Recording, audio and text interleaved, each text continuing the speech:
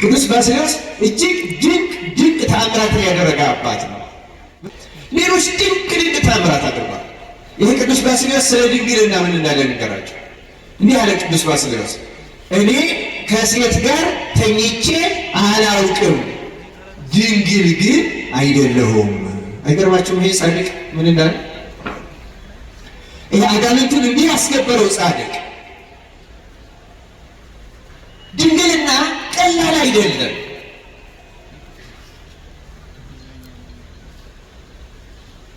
አንድ ብልት መጠበቅ ብቻ አይደለም፣ እጅግ ከዚህ ያለው ስለ ድንግልና ይመለስለታል ማለት አይደለም። ግን እውነተኛ ንስሐ ገብቶ እውነተኛ እንባ አንብቶ ጸጋው ከተመለሰለት ያ ንስሐ የገባ ሰው አንድ ሕፃን ልጅ ሩካቤ ሥጋ ምን እንደሆነ አይምሮ እንደማያውቀው ከንስሐ የተነሳ ምን እንዳደረገ ድርጊት ኃጢአቱን ይረሳዋል ሳይሆን ሩካቤ ምን እንደሆነ እስከ አለማወቅ ድረስ ሕሊናው ንጹሕ ይሆንለታል ማለት ነው። ክርስቲያኖች እንደዚህ አይነት ንስሐ እግዚአብሔር በቸርነቱ ለሁላችን ያደላል። ስለዚህ ድንግልና የሕሊና የነፍስ ነው፣ የውስጥ ነው። ስለዚህ ተመልከቱ፣ ከአስሩ ደናግል አምስቱ ሰነፎች ማለት ተመልከቱ የሕሊና ድንግልና ኖሯቸው፣ ተመልከቱ የሕሊና ድንግልና ማለት እጅግ ታላቅ ንጽሕና ነበራቸው። ንጽሕና ኖሯቸው ተኮንኑ ማለት ያሳዝናል። በእውነት ምን አስኮንናቸው ካል ፍቅር ማጣት፣ ዘይት አለመያዝ። አይገርማችሁም? ይህን ረጅም ታሪክ ያስተረከኝ ክርስቲያኖች ብርሃኑ አድማስ ይሆናሉ።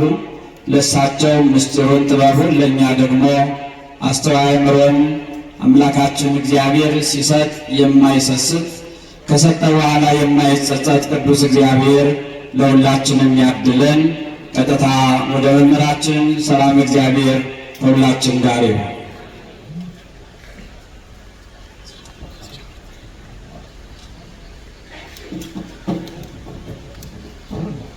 በስመ አብ ወወልድ ወመንፈስ ቅዱስ አሐዱ አምላክ። በስመ አብ ወወልድ ወመንፈስ ቅዱስ አሐዱ አምላክ። በስመ አብ ወወልድ ወመንፈስ ቅዱስ አሐዱ አምላክ አሜን። ብፁዕ አባታችን አቡነ መቃርዮስ በኢትዮጵያ ኦርቶዶክስ ተዋሕዶ ቤተክርስቲያን የምዕራብ ካናዳ ሀገረ ስብከት ሊቀ ጳጳስ፣ ቅዱስ ሲኖዶስ አባል፣ ክቡር አባታችን መላከ ሰላም አይነ ኩሉ የዚህ የታሪካዊው የደብረ ሰላም ቅዱስ እስጢፋኖስ ቤተክርስቲያን አስተዳዳሪ፣ ክቡራን አበው አይንተ እግዚአብሔር ካህናት፣ መምህራነ ወንጌል፣ ወንድሞቻችን በዝማሬ ረጅም ዘመን ቤተክርስቲያን በማገልገል የምናውቃቸው የምንወዳቸው ሊቀ መዘምራን ቴዎድሮስ ዮሴፍና እንዲሁ ወንድማችን ዲያቆን ልዑል ሰገድ፣ ሌሎችም ዘማሪያን፣ ሁላችሁም በዚህ ያላችሁ ሕዝበ ክርስቲያን አባቶች፣ ወንድሞች፣ እናቶች፣ እናቶች እንደምን ዋላችሁ? እንደምን አመሻችሁ? አሜን። ልዑለ ባሕርይ እግዚአብሔር አምላካችን ስሙ ለዘላለም የተመሰገነ ይሁን። ለእግዚአብሔር መልካም ፈቃድ የጌታ ደስታ በሚል ርዕስ እንማማራለን። እግዚአብሔር አምላካችን ምስጢሩን ለሁላችን ይግለጥልን። እንደምናውቀው እንደምታውቁት በምታስቀድሱም ጊዜ ባለፈው እሁድ እንደሰማችሁት ይሄ ካለፈው እሁድ እስከ መጪው ቅዳሜ ድረስ ያለው አንድ ሳምንት በቅዱስ ያሬድ ግጻዌ ወይም አጠራር መሰረት ገብርኄር እየተባለ ይጠራል። እንደዚያም እንደሆነ ሁላችን እናውቃለን። እና አሁን በመጨረሻው መዝሙር ወንድማችን ሊቀ መዘምራን ቴዎድሮስ ዮሴፍ የታለ ፍቅራችን የሚል መዝሙር ስለ ፍቅር የሚጠይቅ አስተምሮናል። በእውነት ፍቅርን ገንዘብ እንድናደርገው አምላካችን እግዚአብሔር ይርዳል። እንደምታውቁት የማቴዎስ ወንጌል ምዕራፍ 25 ቁጥር 1 እስከ 13 ላይ የአስሩ ደናግል ምሳሌ ታሪክ ተገልጿል። ከቁጥር 14 ጀምሮ ደግሞ የመክሊቱ ምሳሌ እና የዚህ ሳምንት መታሰቢያ የሆነለት የገብርኄር ታሪክን እዚህ ላይ እናገኘዋለን። ማቴዎስ ወንጌል ምዕራፍ 25 ሁለቱም ምሳሌዎች ጌታችን በደብረ ዘይት ስለ ዕለተ ምጽአቱ ካስተማረ በኋላ ፍርዱ ዳግመኛ መምጣቱና መፍራዱ የማይቀር መሆኑን የሚመጣ መሆኑን ሲመጣ ደግሞ እንዴት እንደሚመጣ ምልክቶቹን በተለይ ደግሞ የሚያሳስቱ ብዙ ሐሳውያን ነቢያት፣ ሐሳውያን ሐሰተኞች መምህራን፣ ሐሰተኞች ነቢያት ራሱ መሲሁ ክርስቶስ ነኝ ብሎ የሚመጣም ሐሳዊ መሲህ መኖሩንም አስጠንቅቆ በደንብ አድርጎ ከገለጸልንና በመጨረሻው ዘመን ከአመፃ ብዛት የተነሳ ፍቅር ምን ታደርጋለች? ከምልክቶቿ ትቀዘቅዛለች። ለዚህ ነው የታለ ፍቅራችን እንግዲህ ለዚህ ጭምር ይመስለኛል የዘመረው። ይህም ብቻ አይደለም ግን የአስሩ ደናግል ምሳሌ የሚያስረዳን ይህንን ነው። ከአስሩ ደናግል አምስቱ ልባሞች፣ አምስቱ ሰነፎች ነበሩ ይላል። አምስቱ ምን ናቸው አለ? ሰነፎች። ሁለቱም አስሩም መብራታቸውን ይዘዋል። ልባሞቹ ግን ዘይት ጨምረው ይዙ፣ ሰነፎቹ ደግሞ ዘይት አልያዙ። ዘይት የምን ምሳሌ ነው? ምዕመናን የፍቅር ምሳሌ ነው አይደለም እንዴ? ስለዚህ እነዚህ አምስቱ ደናግል የተኮነኑት ክርስቲያን ስላልሆኑ አይደለም። ደናግል ነው የሚለው ዝሙትን አያውቁትም። በነገራችን ላይ በመጽሐፍ ቃል ድንግል መባል በጣም ከባድ ቃል ክርስቲያኖች። ይህንን በቅዱስ ባስልዮስ አነጋገር ብናየው ሊያስደነግጠን ይችላል።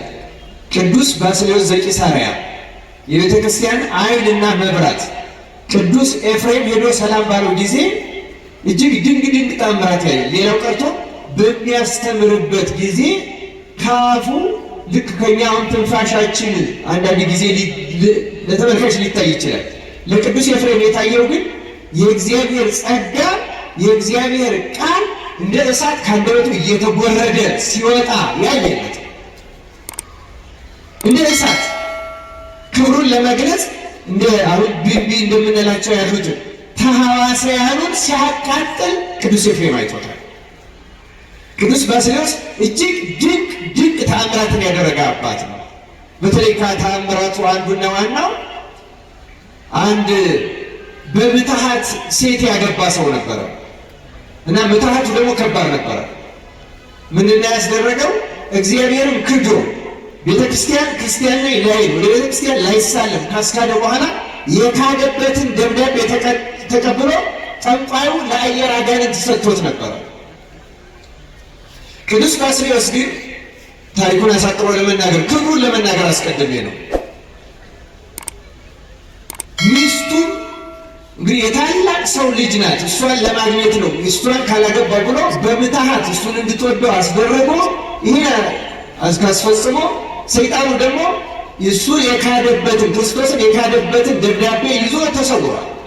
ከረጅም ዘመን በኋላ ወደ ልቧ ስትመለስ ቤተክርስቲያን ሄዳ አለማወቋንና ለምን እንደማትሄድ ስትነግረው ስትዘበዝበው ስታስቸግረው መጨረሻ ላይ ነገራት። ከዚያ በኋላ ወደ ቅዱስ ባስልዮስ ይዛው ሄደች። ቅዱስ ባስልዮስ ነገሩን ከሰማ በኋላ ልትድን ትወዳለህ ያለው። አሁን እወዳለሁ። እንግዲያው ልትድን ከወደድክ እኔ የምልህ ብቻ አድርጋለሁ። እሺ አለ። አንድ ቤት ወሰደና ልክ እንደዚህ ቤተክርስቲያን ግቢ ውስጥ እንደ መቃብር ቤት አንድ ክፍል ውስጥ ዘጋበት። ከዘጋበት በኋላ አጋንንትን ክርስቶስ ወይ ማረኝ እያልክ ብቻ በቀን አንድ ጊዜ ምግብ እሰጥሃለሁ፣ እየጾምክ የበላህ እየሰገድክ ጸልይ፣ እንዳትፈራ። አጋንንት መጥተው ያስፈራራል፣ እንዳትፈራ። ለሶስት ቀን የሚሆን ምግብ ሰጠው። በቀን አንድ ጊዜ እንዲበላ አድርጎ ጥሬ ብቻ ይበላ። በእነዚህ 3 ቀናት ውስጥ አጋንንቱ ጥቁር አውሬ ሆነው እየመጡ ሰውየውን በጣም አስፈራሩ። እየተጨነቀ እየፈራ እየደነገጠ አሳለፈው። ካሳለፈው በኋላ ከ3 ቀን በኋላ ቅዱስ ባስልዮስ ሄዶ ጎበኘው። ቅዱስ ባስልዮስ ደግሞ ስለ እርሱ አብዝቶ ይጸለያል። እንዴት አሳለፍካል? በጣም አስፈሪ ነው፣ ያስፈራሩኛል፣ እንዲህ እናደርጋለን ይሉኛል፣ አስፈሪዎች ናቸዋል። እንዳትፈራ። ነክተውሃል? አልነኩኝም፣ መንካት ሳልነኩኝም፣ ግን በቃ ሊገሉኝ የደረሱ እንደዚህ ያስጨንቁኝ፣ እንዳትፈራ።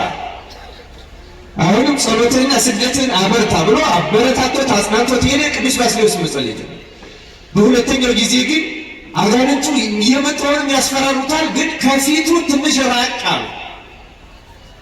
እንደገና ከ3 ቀን በኋላ ሲጠይቀው እንዴት ነህ አለው። አሁንም አሉ ግን ራቅ ብለዋል። በቃ እግዚአብሔር ሊፈውስ ነው። በርታ እየጾመ እየራቁ ወደ መጨረሻው ሲጠይቀው አሁንስ ድምፃቸውን ነው እንጂ መልካቸውን አላየውም ማለት። ልክ 40ኛው ቀን ላይ ቅዱስ ባስልዮስ ሕዝቡን እንደዚህ ጠርቶ ምህላ አስያዘና አሁን ድምፃቸውንም መልካቸውንም አላየውም ማለት። በጣም ጥሩ እየተፈወስክ ነው፣ ግን ያችን ወረቀት መቀበል አለብን። ልክ 40ኛው ቀን ላይ ሕዝቡን ጠርቶ እንደዚህ ሰብስቦ 400 ጊዜ እግዚኦ መሐረነ እየሰገዱ ሲሉ ሰይጣን ያችን ወረቀት አጥቶ ጉባኤው መካከል ያ ሰው የካደባትን ወረቀት ጥሎ ጠፋ። ከዚያ ለእሱ ስርየት ሰጥቶ ጸልዮ ቀድሶ አቁርቦ እንደዚህ ሰይጣን ተዋርሶት የኖረው ሰው እንዲህ አድርጎ የወሰዳትን ደብዳቤ ያስመስለው ያዳነው ቅዱስ ባስልዮስ ሌሎች ድንቅ ተአምራት አድርጓል። ይህ ቅዱስ ባስልዮስ ስለ ድንግልና ምን እንዳለ ንገራቸው። እንዲህ አለ ቅዱስ ባስልዮስ፣ እኔ ከሴት ጋር ተኝቼ አላውቅም፣ ድንግል ግን አይደለሁም። አይገርማችሁም? ይሄ ጻድቅ ምን እንዳለ፣ ይሄ አጋንንቱን እንዲህ ያስገበረው ጻድቅ ድንግልና ቀላል አይደለም።